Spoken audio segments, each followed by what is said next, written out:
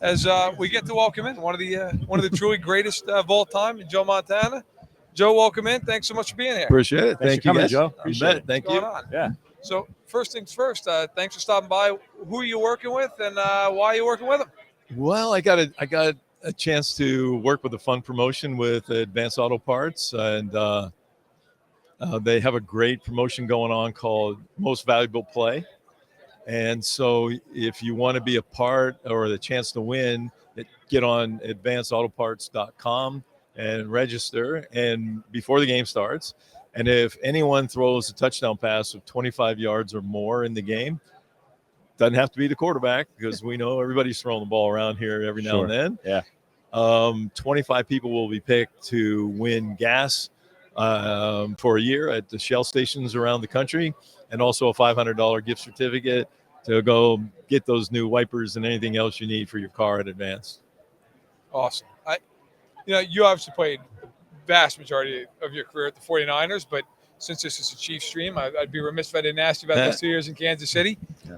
When you look back on those 2 years, what are a couple of moments that stand out for you as maybe your favorite during your time there in Kansas City? I think that the whole experience was just a blast. I mean, from when we moved in, the people around us, the people in the city, the fans in the stadium, insane. The only thing I wish I'd had time to spend more would have been at some of the barbecues outside the stadium. Yeah. But I mean, you just went to a great team, a great organization, a great team. I mean, we should have won a Super Bowl, and I apologize that we didn't, because when we played in Buffalo that year, I couldn't throw the ball from here to that camera. And that was the net. And we did the dumbest thing by losing a game later in the year that cost us home field advantage. And we'd already beat Buffalo once in the year earlier. And even as bad as it was, and I was playing in that game, we still had a chance to tie the game at halftime and still turn things around. And yeah, that was a Super Bowl team should have won. That was a good football team. Now, a couple of years ago, we lost Coach Schottenheimer. I wanted to ask you, you got to play for Marty for a few years in Kansas City. What was it about Marty that you thought made him such a great coach? Marty understood the basics of the game, the fundamental part of it, and what it takes to win at that level. And sometimes a little bit to a quarterback's dismay because we called it Marty ball. Yeah. Run on first down, run on second down, throw on 3rd and 8. You're killing us, Marty. Stop. But, he really realized that the running game was a big part of winning, no matter what team you're on. Even in today's game, you got to be able to run the football. And, it was fun and experience, and I'm not sure he was ready for me when I got there. As we were in our first meeting, and I saw Paul Hackett, who knows me from San Francisco days. All of a sudden, there was this really bad smell in the locker room, and Paul Hackett knew right away I threw a stink bomb in the team meeting. And it cleared out the whole thing. Marty went running out of there, cussing and swearing at me. But I was just getting warmed up. There you go. You had so many great wins, of course, 4 Super Bowl wins in San Francisco. And as you mentioned, a great run in '93 with the Chiefs, fell a little bit short. I wanted to ask you, you're known for your comebacks as much as anything. Maybe the last great comeback of your career was in '94 in Denver on a Monday night. Got Marty his first win at Mile High. What do you remember about that game, and what does it mean to you looking back on it? Well, that was one of those classics with John. I've known John for a long time, and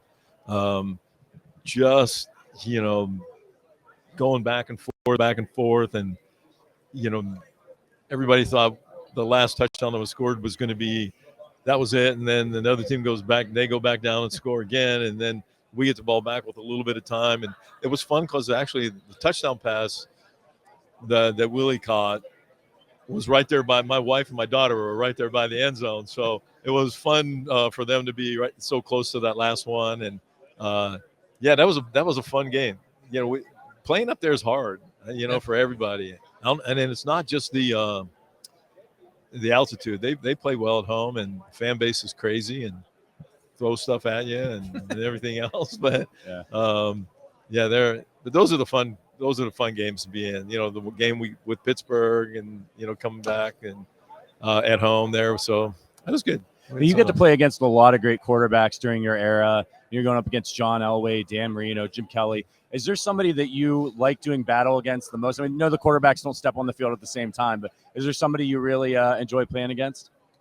Well, we had a lot of battles I was just talking with his son over here with Phil Simms and the Giants. We played them a lot, and it was a good battle back and forth for a long time, and it was funny. It's we had this crazy relationship. Like, we hated each other, both teams, but like Phil and I. And my wife said to me, "Why don't you like him?" I go, "I don't know. He's on the other team." And she goes, "Well, does he know why he doesn't like you?" And I go, "I don't know. I never asked him." So what? He goes, "Why don't you talk to him?" I said, "Okay, I never thought of that." So I talked to him one time. I was getting, my wife says, "This is crazy," and I go, "I agree." So we're opponents, but then it became such good friends. He actually coached my kids, teaching throwing the football after that. So as they were coming up, the boys, so it was pretty fun. Did he do a good job? He did a great job. He did a great job as usual. Yeah. Now, I'm curious. 4 Super Bowls, but to get to the first one, you had that famous 81 NFC title game at home against Dallas.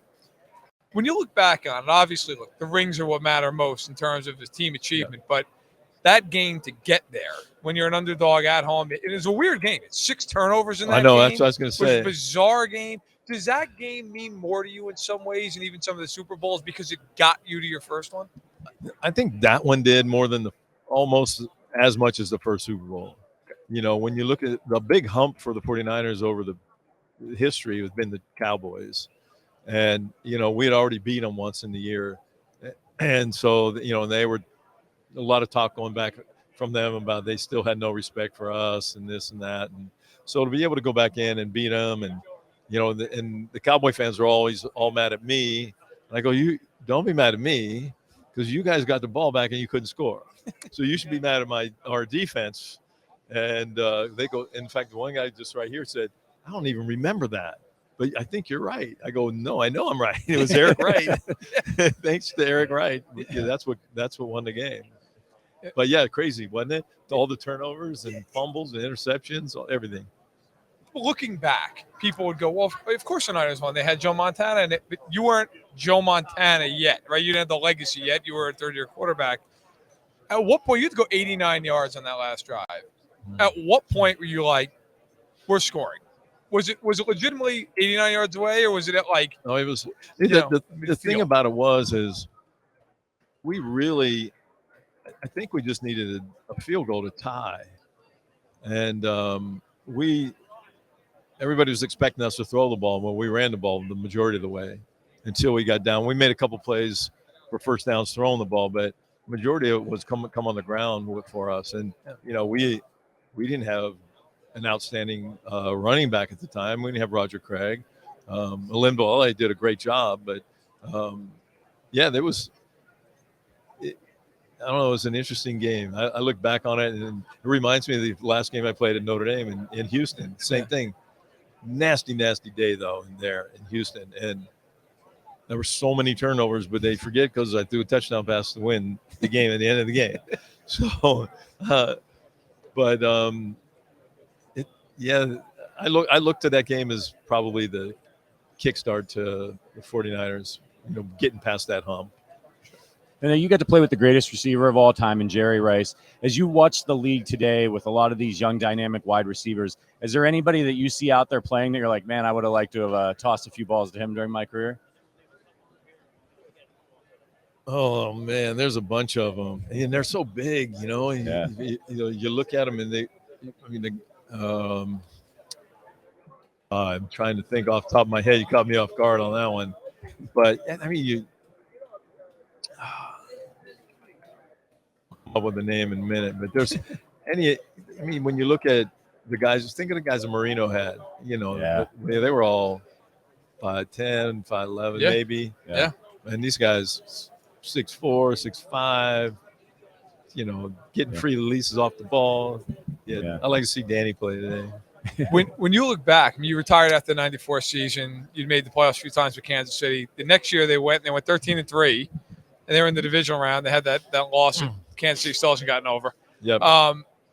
Do you ever look back and go, I wish I would have played one more year, or do you look back and go, no, I'm good. I'm glad I retired. No, I actually wish I would have. I thought about it. I made the decision pretty quick, and mainly because of looking at the concussion, and I started looking at my family, and I missed a lot of them growing up, and I started thinking about my health and that, and probably made a hasty decision. I should have just finished that contract out, and it would have been.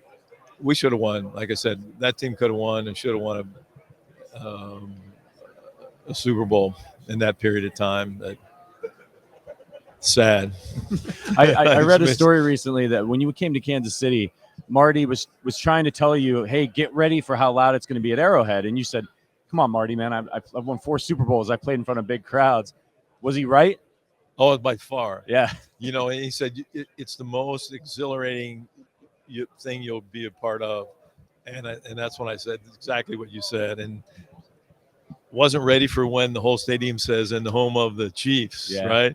I still get goosebumps today when I think about it. Yeah. The first time out there, the fan base was just off. And the funny part was, like Jennifer would say, when you lost the game, it was like, yeah, they were upset, but don't worry, we'll get them next week. There was always a positive side to them, and so fun to be around. The neighbors were great, and used to ride go-karts with our neighbors racing around our cul-de-sac. Yeah, we had a lot of fun. Joe, I know you got to go real quick. Just who do you have in this game, the Chiefs or the Eagles? Well, my heart's with the Chiefs by far. Yeah.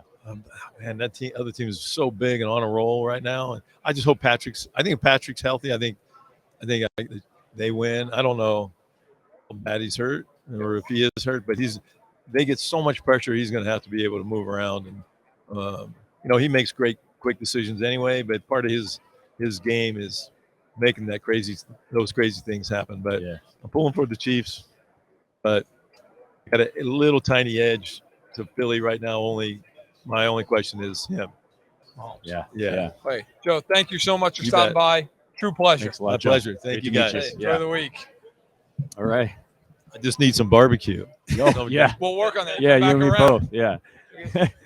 Hey, Joe Montana, San Francisco 49ers, a little bit Kansas City Chiefs. Yeah. So that was awesome. That was Cool. Have you We ever? should have stopped the stream now. Yeah, right. I kind of need like a few downhill from minutes as a fan. Now, have you ever, like, we've been here on Radio Row for 3 days. You've been to previous Super Bowls. Have you ever experienced kind of the entourage that's following Joe Montana around? Did you notice as soon as he came over here, it was just behind the camera around, like, you want to talk about a rock star, an NFL legend. Yes. There's legends walking and Hall of Famers walking all around here. Nobody cares. Joe Montana. It's like there's a bunch of 13-year-old girls around. It's early 60s and the Beatles are here. Right, It's absolutely incredible. People, by the way, literally the second got up asking him to sign football. Yeah. Random people just rolling in. Yeah. The Chiefs film crew is behind Richard right now filming. Right. They're trying to get Montana. They're not here for us. No, they're not. They're not like, hey, that's Allen and Verderame from Arrowhead Addict.